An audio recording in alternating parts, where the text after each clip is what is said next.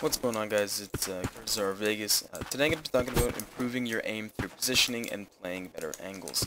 I get a lot of people ask me about this, and they think that they have terrible aim when in reality they don't have bad aim.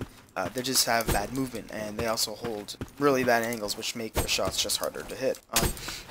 They hold angles where you have to hit some insane shots to actually be able to get kills.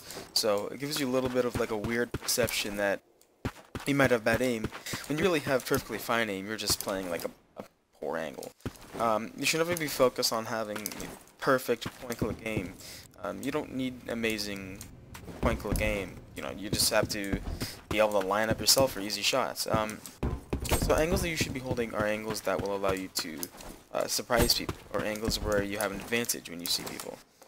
Angles that don't fall into either of these categories are just awful, especially when they're angles where you have a disadvantage.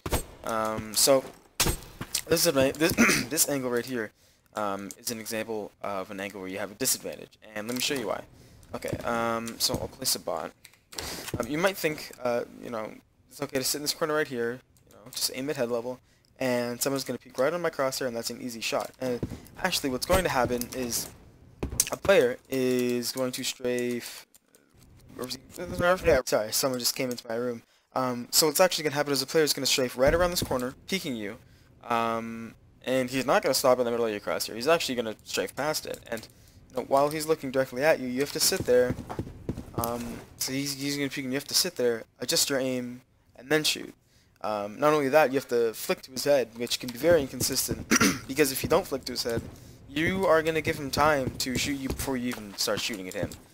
So holding a 180-degree angle like this is generally a bad thing, unless you're going to be surprising them, which very often will be the case. An example of a good angle, I'll just run over here. This is an angle where only your head is showing. So on a site, it would be an angle like this, where only your head is showing. So I'll place a bot so you can sort of see what it looks like. Now this would be a good angle holding any mid to site splits, or if you have site control and you're peeking onto a site trying to retake it, something like this. Your head is showing. They are not going to see that, and that's basically a free kill. I'll show you another bad angle. This is a bad angle, 180 degrees. This wall is flat. They're going to peek out looking directly at you. Just like this. They're probably going to overstrafe your peak. And at that point, you know, you're going to have to do that same thing. You're going to have to flick, land some amazing shot on someone that can basically strafe out, look right at you, and get their free kill. Examples where you can surprise people are maybe angles like this. Actually, you should hold that from a little bit farther out. Are angles like this. You have to recognize that there are basically three types of angles that you can be holding.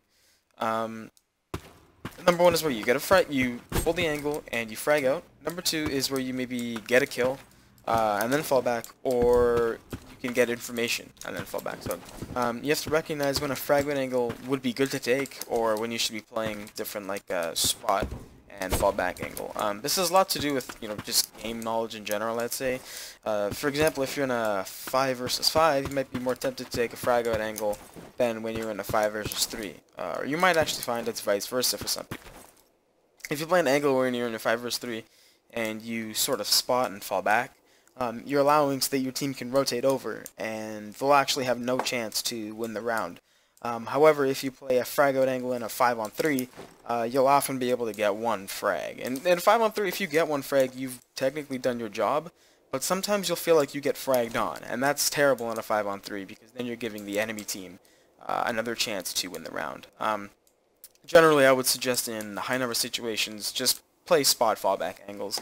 In low number situations where you're in a 2v5 or 2v4, you want to play frag out angles because that's, you know, really what you need to be doing is you need to find a couple of kills, hope that there isn't any more pushing, and then rotate off or something like that. You just play the frag out angle, get a few kills, rotate off, and go somewhere else to get more kills.